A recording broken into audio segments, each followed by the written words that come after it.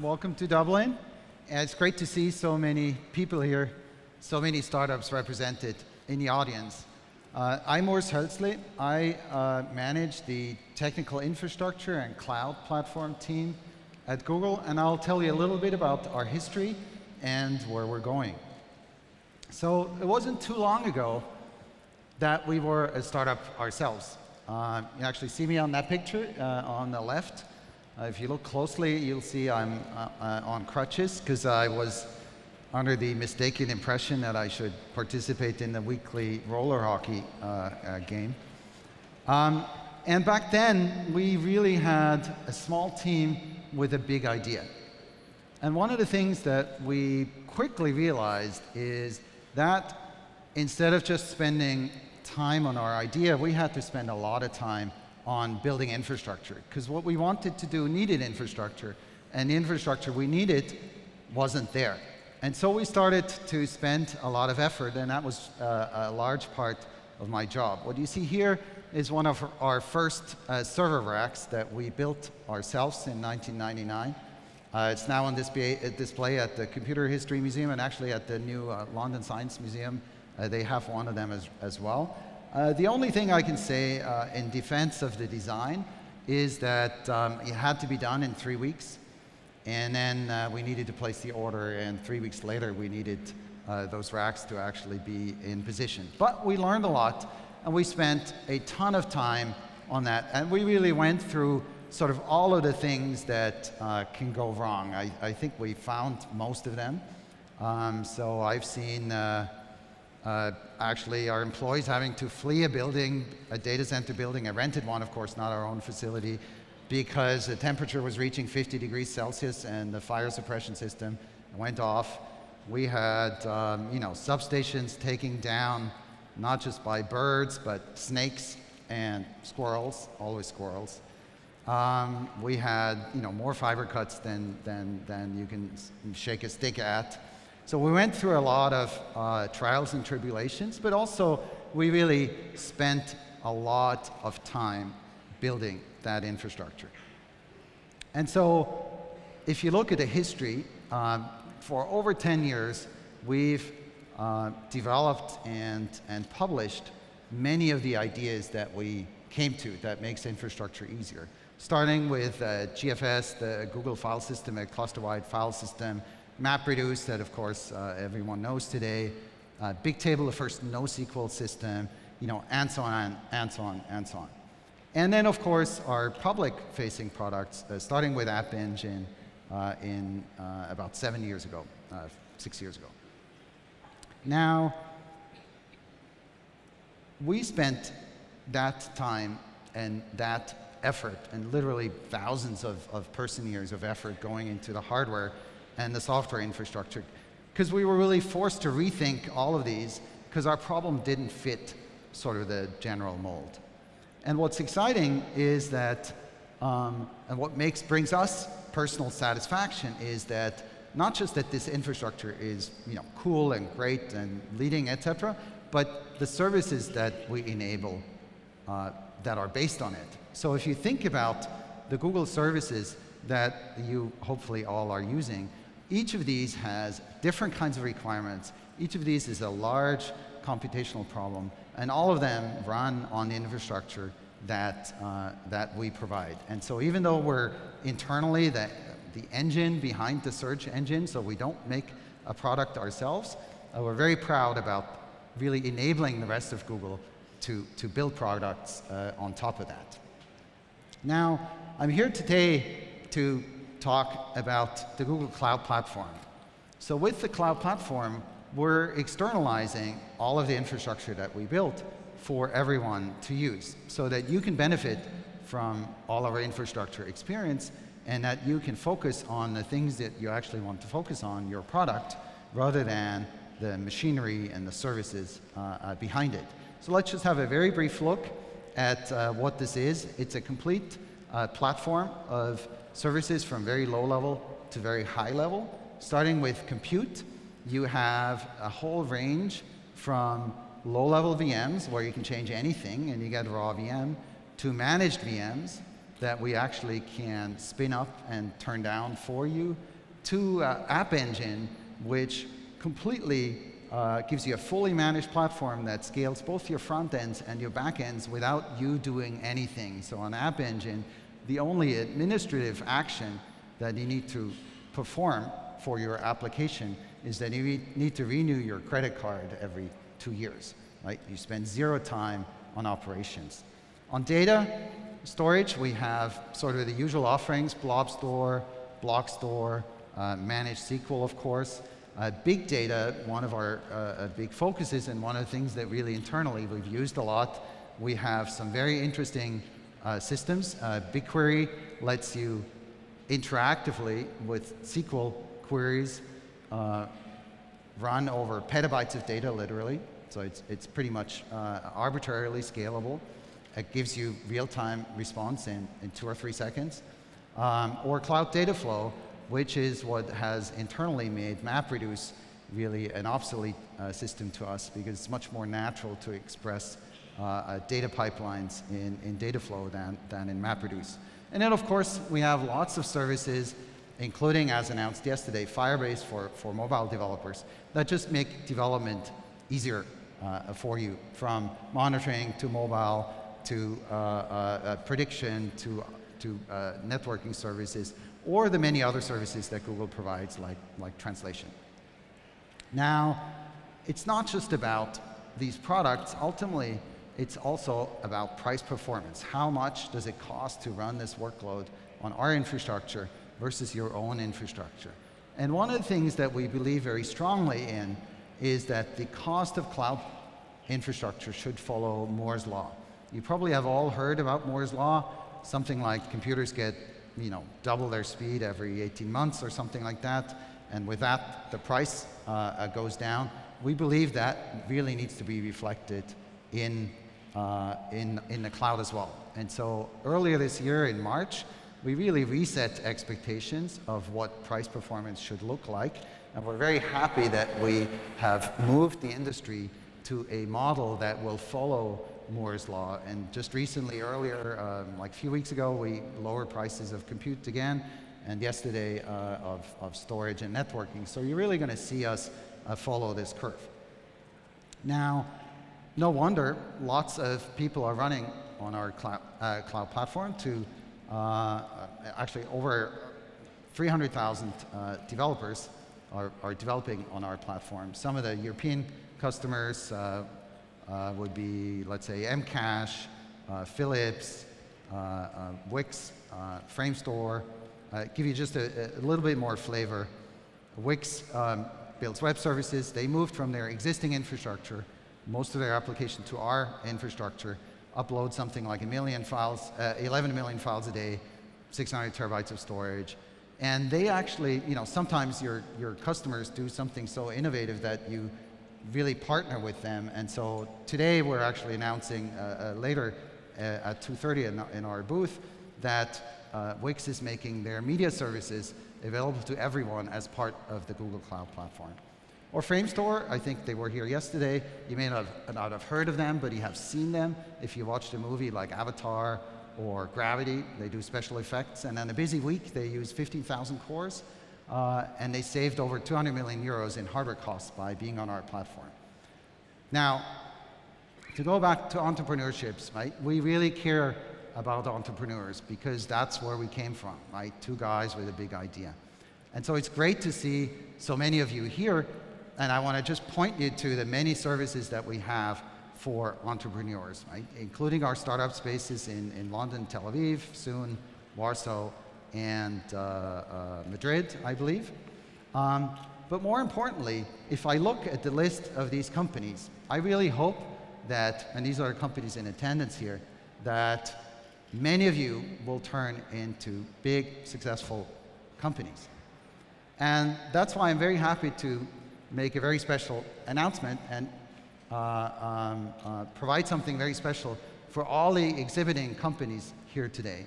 Because we, from the Google Cloud Platform, we're making a total of $20 million of startup credits for the Google Cloud Platform available to every participating company, every exhibiting startup at this summit. So $10,000 for every startup. Thank you.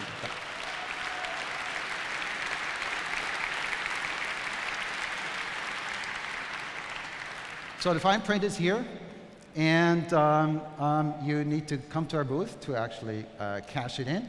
But I hope this really makes it easier for you to see that and to try out what we think is the best platform in the world. Now let me end on a rant, actually, because I think that you people, you all have it too easy.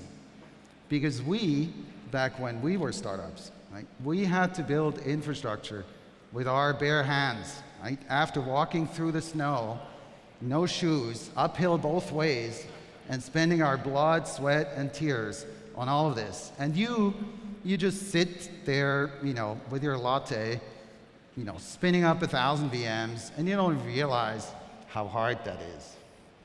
So what's with that, right? Well, what it is that this is actually exactly how it should be.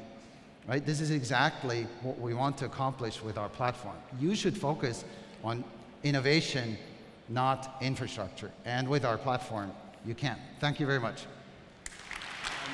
Thanks very much, Urs. If you want to take a seat. So to continue the conversation further, please welcome Murad Ahmed of the Financial Times.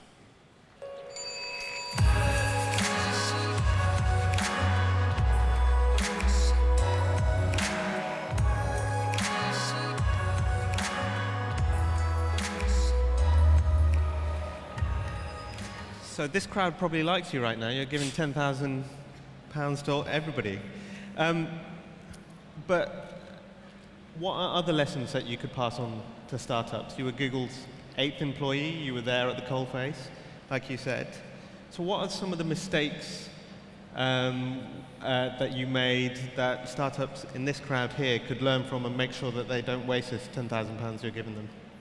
Yeah, I think the number one mistake actually you can make that I'm very happy that we didn't make it at Google, and at times it was hard, was not focusing enough on hiring.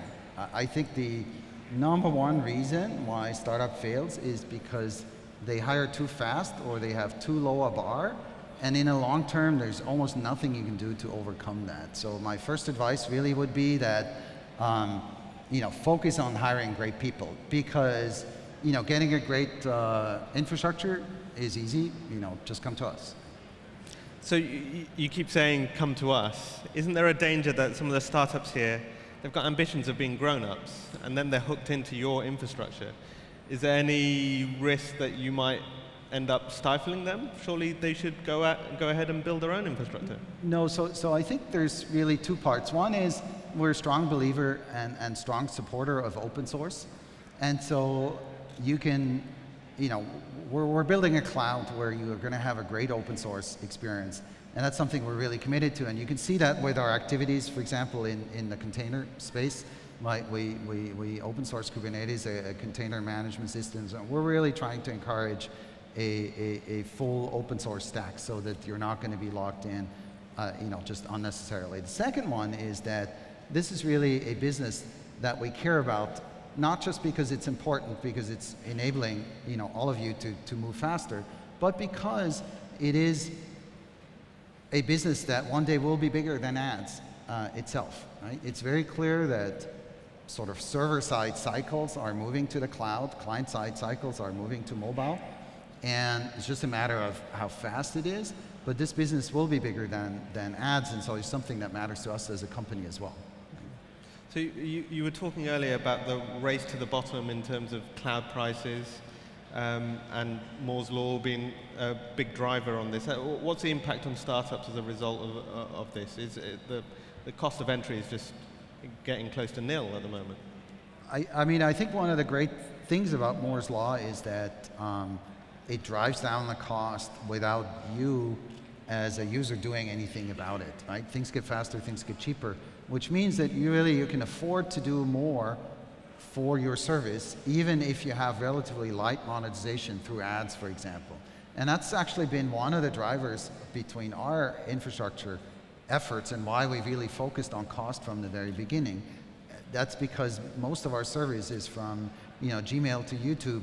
They have a fair amount of compute or storage, but they have a very, very light monetization per user. And so your cost per user have to be very low to make that equation work out. And I think that's that's a situation that most startups are in.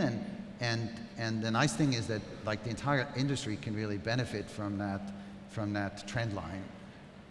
But is there anything that these startups should be building at home themselves? You seem to be giving them everything here. So what would you say that they should do themselves? Sorry, what they should do or shouldn't do? What they should do.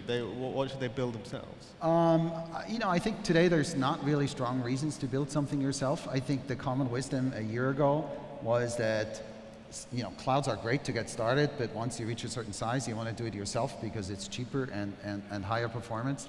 We definitely want to make that meme disappear.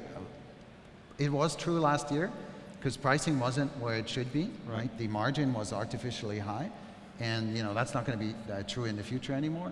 But I think the nice thing is if you build your system on open source, you can always move out, right? If you're unhappy.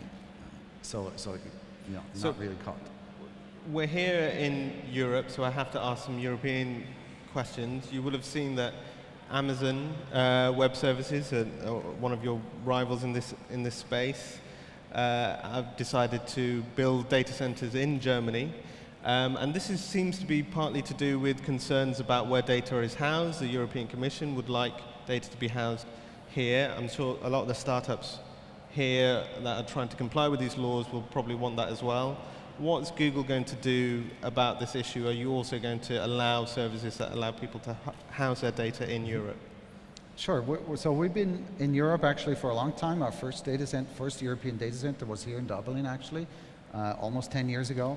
Today we have 3 live sites, Dublin, Belgium, and Finland. And we just announced a few weeks ago that we're starting a new site in the Netherlands, which will be our 4th in Europe, and will be live in 2016. So we've built actually a global presence because we need to be close to our users, and I think that's a natural thing, ignoring legislative kind of concerns. And so as a user of the cloud, you really have a choice of where to locate. You have a choice of whether to provide a local service or a global service, and I think that's a natural evolution of the cloud.